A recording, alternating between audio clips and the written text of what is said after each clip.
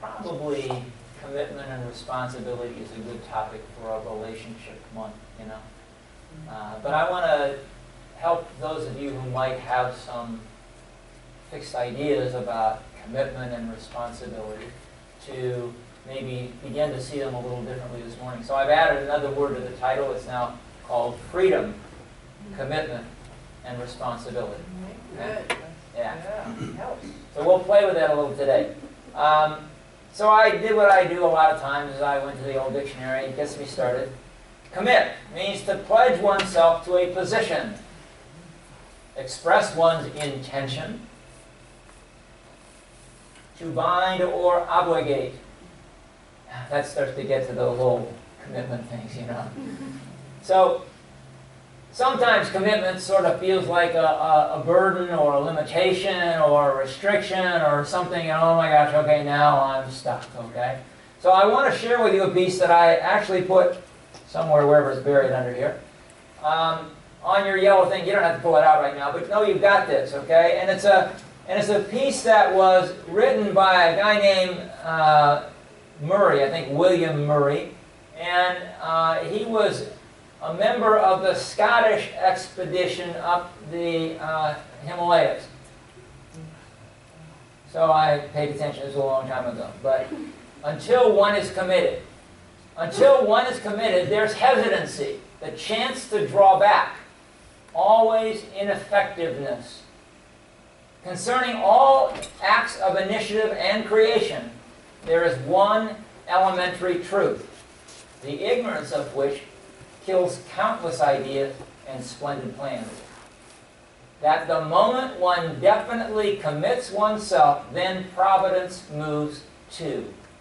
All sorts of things occur to help one that would never otherwise have occurred. A whole stream of events issues from the decision, raising in one's favor all manner of unforeseen incidents and meetings and material assistance, which no man could have dreamt would have come his way. And he ends this saying, I have learned a deep respect from one of Goethe's couplets. Whatever you can do or dream you can, begin it. Boldness has genius, power, and magic in it.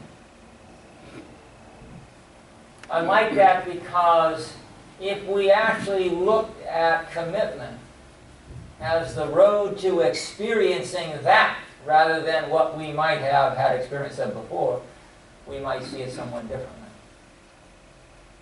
You guys, by the way, I'm sure all know the story of the ham and eggs. Well, in case you don't, in the preparation of that meal, the chicken was involved. The pig was committed. All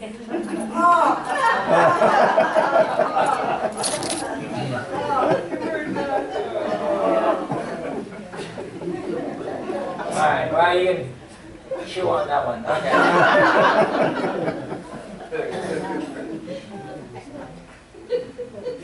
So, another thing I have to say, because it's sort of contrary to what we've been taught, you actually have to be totally free in order to really make a commitment.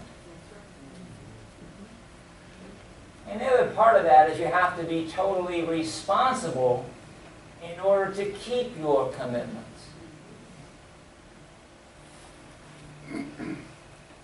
There's another piece I put. This every card has to have a back. Maybe lose rule. I don't know. But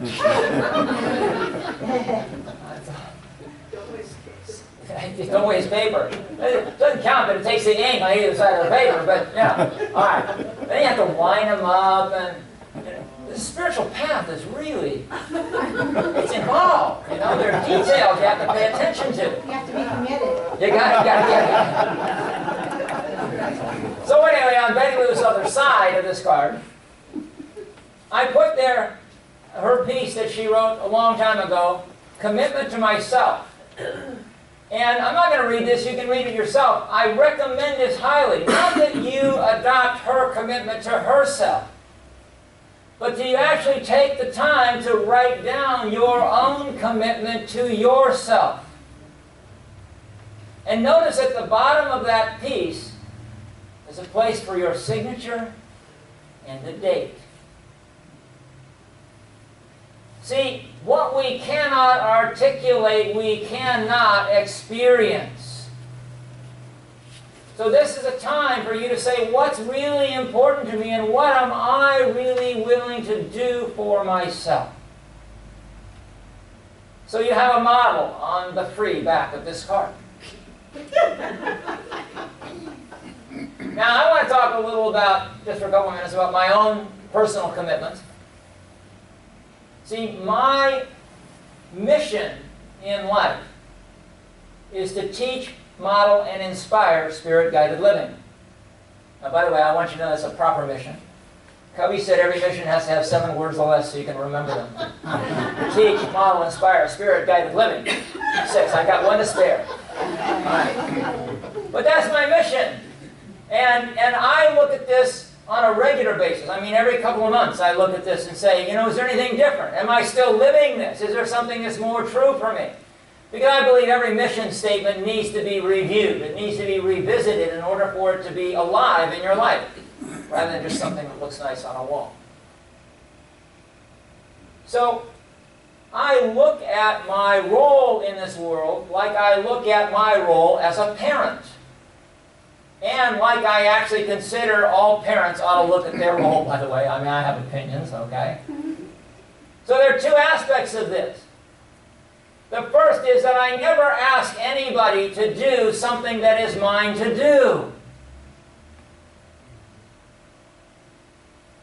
And the second part of that is, I never do for someone else that which they should do for themselves. Physically, mentally, emotionally, spiritually, by the way. I realize this is one of the keys to me living my mission. The second is really simple. I learn from my mistakes. See, I can't live my mission unless I learn from my mistakes. The corollary of that one is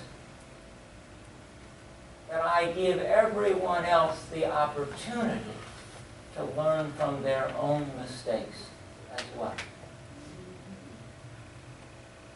Now, there are different ways that I present myself in the world. There are different roles that I play. And I looked at 3 kind of categorically. The first is as a wise man. That's me. I like to consider myself a wise man. You know, a wise man, a wise guy, but anyway, a wise man. So as a wise man, I am here to teach and learn spiritual truth. Fits for me.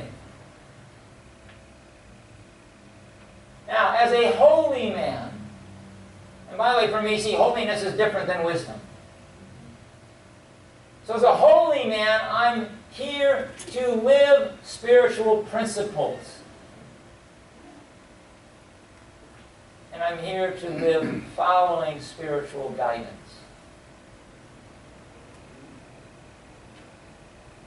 Now, as a human, I'm here to inspire other people to understand, to experience, and to express their full potential. So that's my commitment to myself, to my world.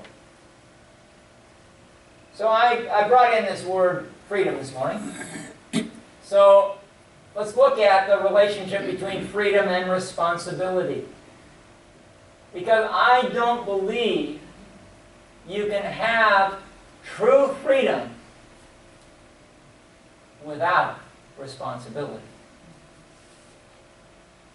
See, when we're free, we are also responsible for the results of our freedom, for the results of our actions or our expressions. Now here, by the way, responsibility doesn't mean reaction. It means responsibility. The ability to respond to everything, hopefully, with love.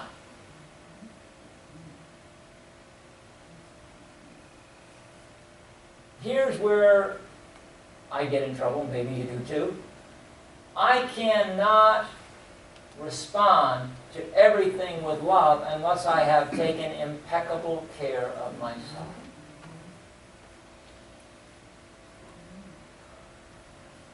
And I can't respond with love if I have any guilt or any resentment.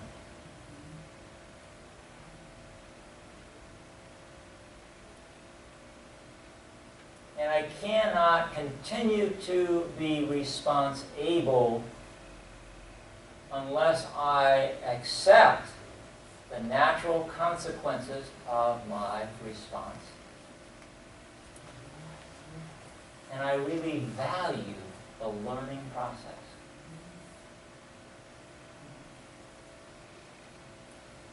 You guys know this. We're not always free to choose what we experience or what goes on in our life. But we are always free to choose our response to that. Stuff happens. We choose our response. Now, there's a metaphysical truth which is a powerful tool for beating people up. And that is that you create your reality. You are responsible for everything you experience. Now, that's true, but it's not exactly helpful in certain circumstances. Have you ever tried to explain to somebody, well, what's going on in your life? You must have chosen that.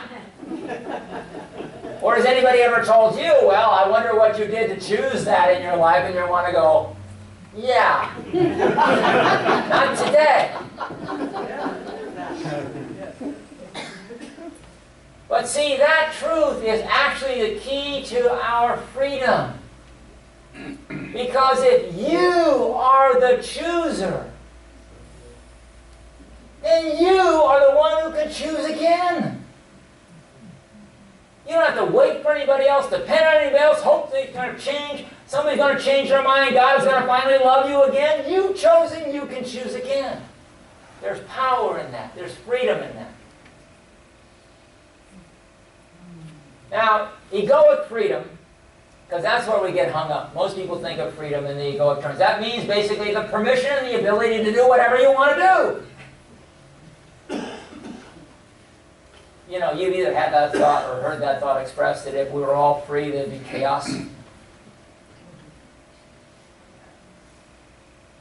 See, the problem with egoic freedom is we get stuck. We get attached. And what I want to say is welcome to the world of duality. Because egoic freedom is all about me as the doer. I, the separate being, as the doer.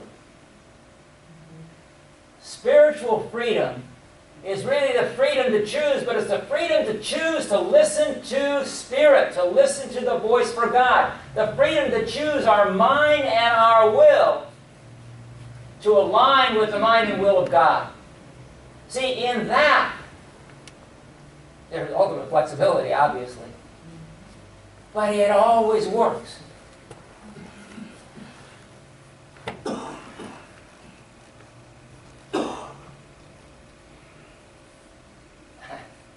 I'm thinking because we had a, you guys really get it, well, you don't have to. If you're moved, think about coming early on Sunday morning. We have a powerful, wonderful, enlightening, enjoyable group. So something was given this morning that came up, and I'm saying, where am I going to share this? All right, so I will in a minute. I'm just telling you why I was distracted. So I'm going back to responsibility for a moment here. And our ability to respond is directly proportionate to our ability to self-correct. Self-correct. Now, I've talked before about, natural consequences and then learning from those natural consequences and then choosing again. That's the process of self-correction. And the more we're able to self-correct, the more response-able we are in every circumstance. And I don't know about you, but a lot of times I feel like the rocket ship that's going to Mars, do you know that they have proven, maybe they've gotten better in the years since I read this, but 90% of the time that rocket is actually off course. See, we have this wonderful universe, some things spinning this way, some things spinning that way, some things are revolving there, some things are revolving there, and you're trying to go in a straight line. It doesn't happen that way. What happens is, okay, I'm headed off, but this moves. So then you correct. And maybe we overcorrect, and then we're headed, oh, so I got to correct again. 90% of the time they're saying that rocket ship is actually off course, meaning a straight line between A and B. But what's interesting is that the closer that rocket ship gets to its target, the more quickly it course corrects, and the more of the time it is actually on course. Now, what does this have to do with us? Well, see, our ability to stay on course is based on what we have chosen for our target, or our goal, or our model. I just realized this, so excuse me as I divert from myself here. But I recognize that the world, full of people and stuff, is kind of like, if you really take a big view of the universe and everything's kind of moving every which way. Now imagine, much less trying to fix on one moving object, one person, okay, keeps changing their mind. But not even being sure, oh, no, over here, no, I'm going to pay attention to that. Oh, no, that's the important thing. Oh, yeah. I mean, can you just kind of picture the pinball effect? That is our life, a lot of the time.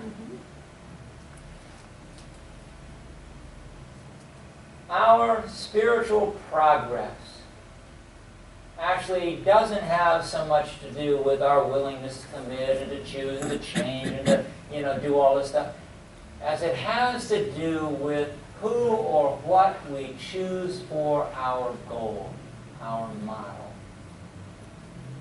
Is there something stable enough, big enough, true enough, unwavering enough, eternal enough, that we can stay fixed on that and then just do our course corrections, knowing that the closer we get to realizing that goal, the more on purpose our life is consistent. So now I get to read my little piece. Thank you, Betty Lou, for bringing this. I had A Course in Miracles, and she just had a couple of these laying around and said, here, let's read this morning. And I said, that's my talk. Course in Miracles says, once you have accepted God's plan as the one function that you would fulfill, as the one function you would fulfill, there will be nothing else the Holy Spirit will not arrange for you without your effort. He will go before you, making straight your path and leaving in your way no stones to trip on and no obstacles to bar your way. Nothing you need will be denied you. Not one seeming difficulty but will melt away before you reach it. You need take thought for nothing, care less of everything except the only purpose that you would fulfill. Once you have accepted God's plan as the one function that you would fulfill,